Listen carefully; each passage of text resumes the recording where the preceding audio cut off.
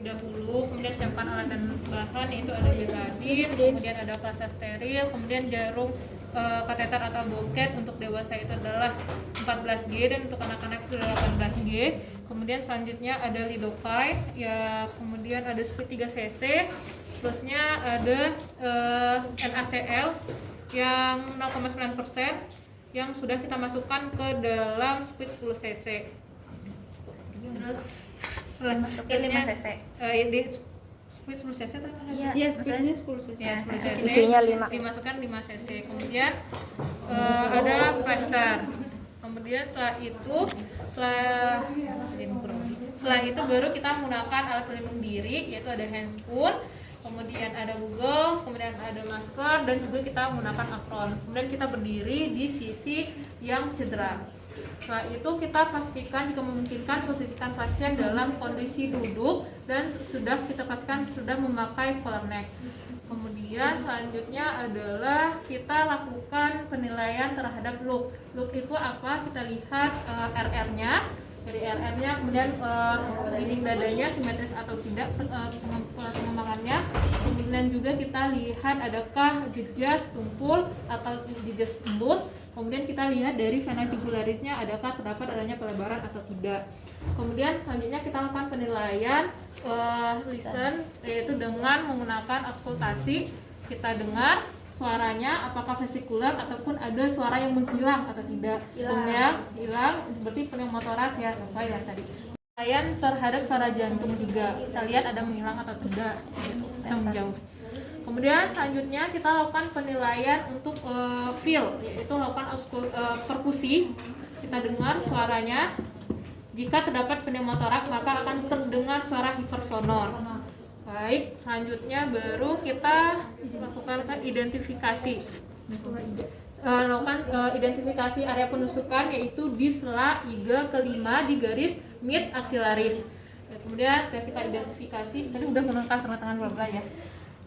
Udah kita identifikasi, kemudian kita lakukan asepsis terlebih dahulu menggunakan menggunakan betadin, yaitu ada pinsetnya nggak? Nggak ada. Akan ini dari sirkular dari dalam ke luar. Kemudian selanjutnya kita akan melakukan jika pasiennya sadar maka kita akan lakukan anestesi menggunakan lidocaine. Ini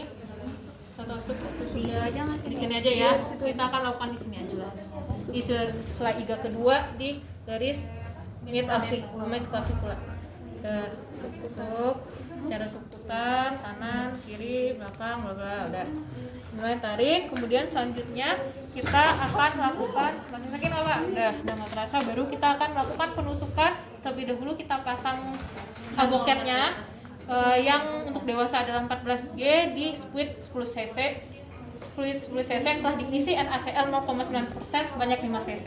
Kemudian kita lakukan penusukan secara tegak lurus sampai menembus pleura. Itu ditandai dengan jika kita tarik maka terdapat adanya gelombang udara. Nih, ada gelombang udara. Kemudian kita tarik jarumnya dan kita masukkan kanul kateternya. Nggak bisa ya? Tajamnya Udah. Kemudian selanjutnya kita lakukan fiksasi. Kita fiksasi menggunakan Plaster bentuk kupu-kupu.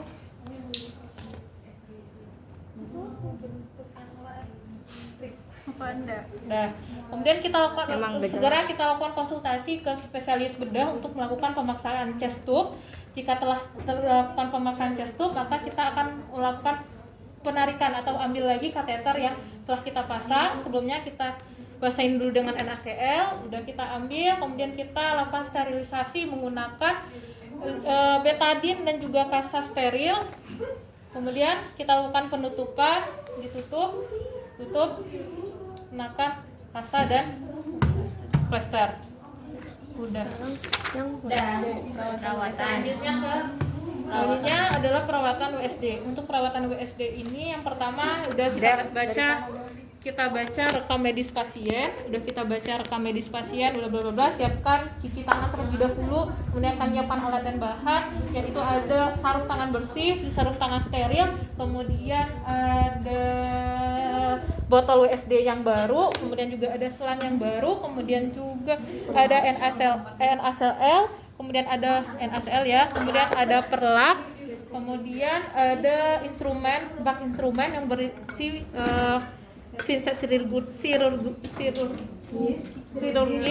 kemudian anatomis, kemudian ada kasa steril, ada kom, kemudian juga ada plester, kemudian ada gunting kasa dan juga ada plester putih dan plester coklat.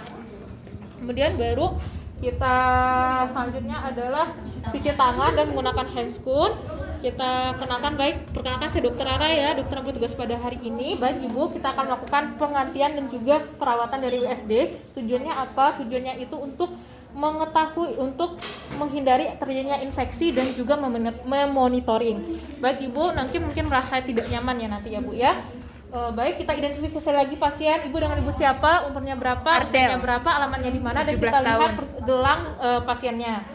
Kemudian setelah itu kita dekatkan alat dan bahan bla bla blanya, udah kita dekatkan alat dan bahan, baru baik Ibu nanti selama tindakan mungkin Ibu merasa kurang nyaman atau merasa sedikit nyeri, Ibu boleh untuk menarik napas ya Bu ya, untuk menghilangkan rasa nyerinya.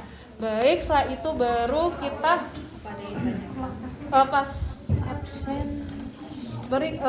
ada yang ingin Ibu tanyakan? Oh nggak ada dong. Ada. Kemudian kita pastikan dalam ruangan yang tertutup atau dalam kondisi privasi pasien terjaga.